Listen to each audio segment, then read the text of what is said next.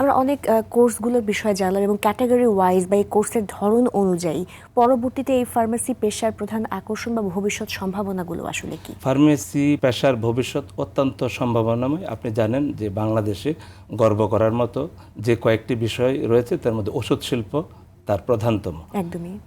বাংলাদেশ আমার ডোমেস্টিক চাহিদার শতকরা 98% ওষুধ উৎপাদন করে এবং এক্সপোর্টও করছে, আমরা জানি এক্সপোর্ট করছে।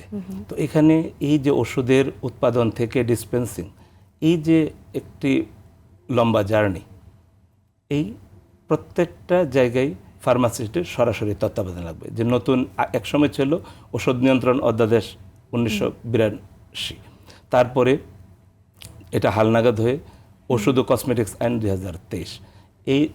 এখানে সুস্পষ্টভাবে উল্লেখ রয়েছে যে ফার্মাসিস্টের সরাসরি তত্ত্বাবধানে ওষুধের উৎপাদন হবে।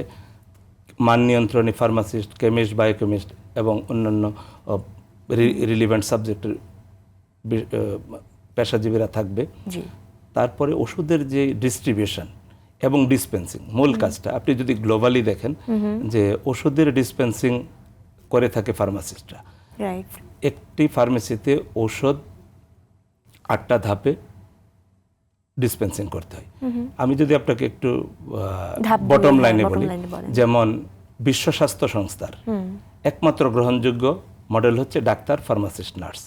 ডাক্তার রোগ নির্ণয় করবে, ফার্মাসিস্ট সেই তার প্রেসক্রিপশন অনুযায়ী ওষুধ ডিসপেন্সিং করবে, আর নার্স তার রোগীর পরিচর্যা করবে। তো ফার্মাসিস্ট কিভাবে সেই ডিসপেন্সিংটা করবে, এক গুড ফার্মেসি প্র্যাকটিস বলি, জিপিপি। তো এই জিপিপির মাধ্যমে, জিপিপিটাকে একটা প্রেসক্রিপশন আসার পরে 8টা ধাপ কমপ্লিট করে তারপরে ওষুধটা ডিসপেন্সিং করা হয়। কিন্তু আমাদের দেশে অধিকাংশ ক্ষেত্রেই 2টা ধাপ কমপ্লিট হয়। প্রেসক্রিপশনটা পেশেন্টের কাছ থেকে নেয় আর ওষুধটা দিয়ে দেয়।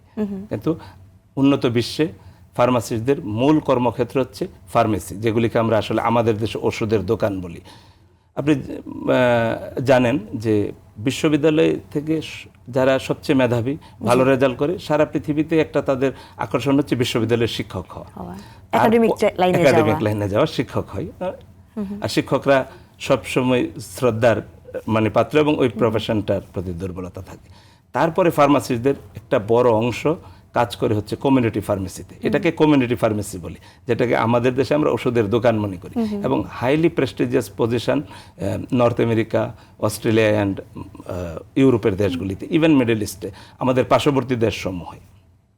তারপরে আরেকটা গ্রুপ কাজ করে হসপিটালে, সরকারি হসপিটালগুলিতে এখন আমাদের ডিপ্লোমা ফার্মাসিস্টরা কাজ করছে। কিন্তু ওইখানে যে নির্দিষ্ট যে স্ট্যান্ডার্ড সেট আপ বা হসপিটালের মানদণ্ড, সেখানে গ্রাজুয়েট ফার্মাসিস্ট লাগবে।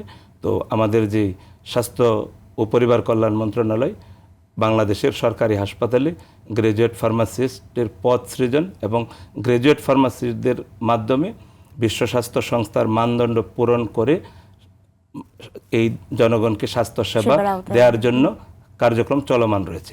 আপনারা জানেন যে ওষুধের যৌক্তিক এবং নিরাপদ ব্যবহার নিশ্চিত করতে হলে কোয়ালিফাইড ফার্মাসিস্ট দরকার এবং মেধাসম্পন্ন ফার্মাসিস্ট দরকার। এই জন্য সরকারি হসপিটালে গ্রাজুয়েট ফার্মাসিস্টের ইনক্লুশন অত্যন্ত জরুরি। গ্রাজুয়েট ফার্মাসিস্ট থাকবে, সেখানে ডিপ্লোমারা থাকবে, একটা টিম মিলে কাজ করবে। আমাদের দেশে মূল কাজ এই যে ফার্মাসিস্ট না থাকার কারণে কিন্তু ফার্মাসিস্টের যে কাজটা ডিপ্লোমা ফার্মাসিস্ট এবং নার্সরা করতেছে, যার দরুন আমাদের দেশের সাধারণ মানুষ স্বাস্থ্য সেবার মধ্যে যে ফার্মাসিস্টদের সেবা থেকে যে রকম বঞ্চিত হচ্ছে, পাশাপাশি নার্সের সেবাটাও বিঘ্নিত হচ্ছে। এই ব্যাপারে সরকার অত্যন্ত আন্তরিক এবং জনগণকে ওষুধের যৌক্তিক এবং নিরাপদ ব্যবহার নিশ্চিত করতে হসপিটাল ফার্মেসির কার্যক্রম আমাদের স্বাস্থ্য মন্ত্রণালয়ে চলমান আছে।